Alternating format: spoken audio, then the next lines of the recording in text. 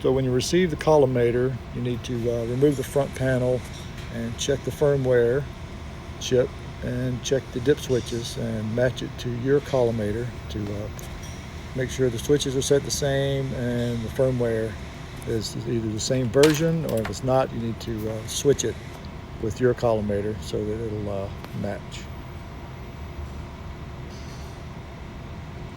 Okay, now when you get ready to install the Collimator on the system, you need to be careful of the leaves and make sure that you don't bend the leaves when you stick it on the tube flange.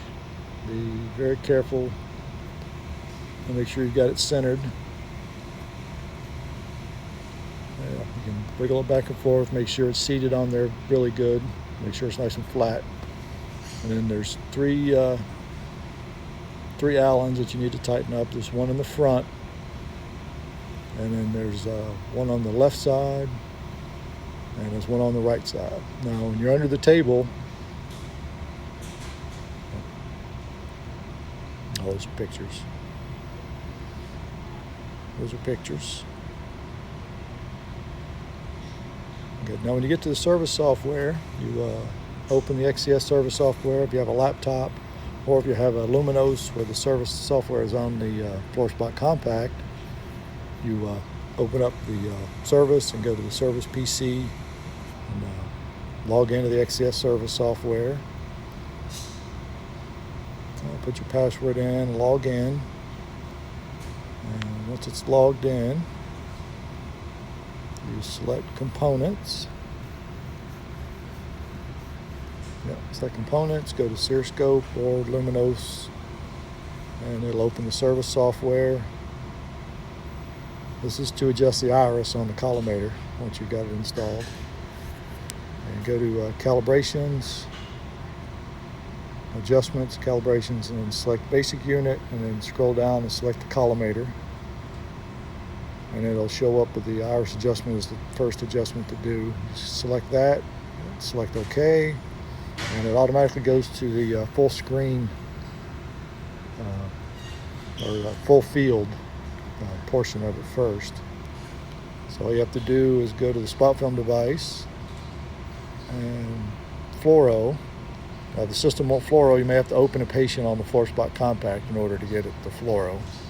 There's your fluoro, and then you check the edges for where the blades are for the iris, and you do your fluoro, and then you move the table transverse keys left to right to bring the iris in. So you bring it in, and then you use the other set of keys to move the iris back out. And you want to move the iris blades out till it's right to the edge of the image on the monitor, or wherever the physicists or the doctors like to keep it. So you do that for the full field, and once you get it set to where you want it, where enough of the blade is in the field, you go back to the service software and you select OK, and this will automatically change it. It'll select the zoom 1. So you select OK and selected zoom 1. Then you go back to the spot film device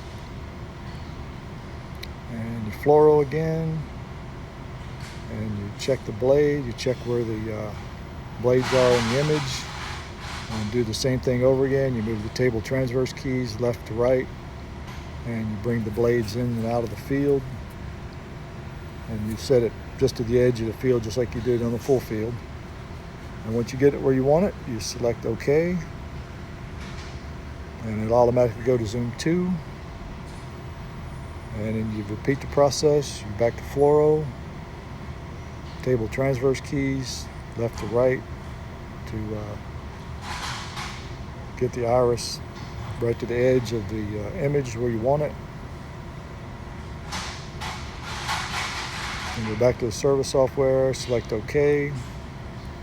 It'll go to zoom 3 if you have zoom 3 on your system. And you do the same process, you fluoro, and move the iris in and out till you get it right to the edge of the image.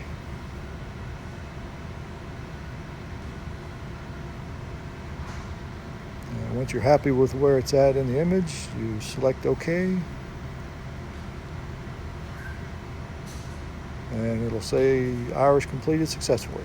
And you select OK, and then select cancel, and back out of the service software, exit it, and then it'd be a good time to do a backup, because it'll remind you to do a backup after you do an adjustment, to just slide the floppy into the XCU or into the laptop or into the 4-spot compact and do a data backup. It's always a good idea to have one or two of them on site. So you just go through and let it do the backup, and then when you're done, you save the disk on site.